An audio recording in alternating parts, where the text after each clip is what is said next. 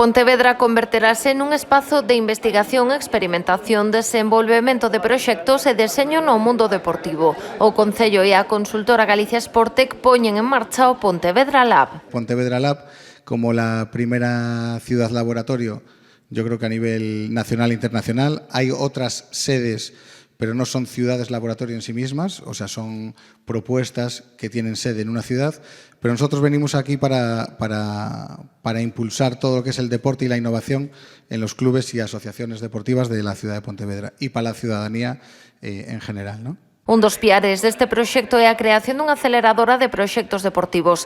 Instalarase nun dos seminarios do Pazo da Cultura e dende ali dará apoio ao emprendemento neste mundo. Pois o Centro de Tecnificación Deportiva, a Facultade de Ciencias de Educación Física e Deporte, Fisioterapia, e, polo tanto, a nos gustaríanos que toda a xente que sale destas facultades pois fixera, pois emprendera, en fin, unha actividade na propia cidade, e para iso se necesita acompañamento, se necesita información, se necesita formación, e iso é o que quere dar este Pontevedra Lab. O Pontevedra Lab nace apadriñado polo pentacampión do mundo do triatlón Javier Gómez Noya. El puxo foco sobre os cambios que se deron nos últimos anos no deporte de élite. Dende o material que utilizábamos daquele entonces ao que utilizamos agora, os métodos de adestramento, que creo que o principal cambio, e aí está todo o componente tecnolóxico de moitos máis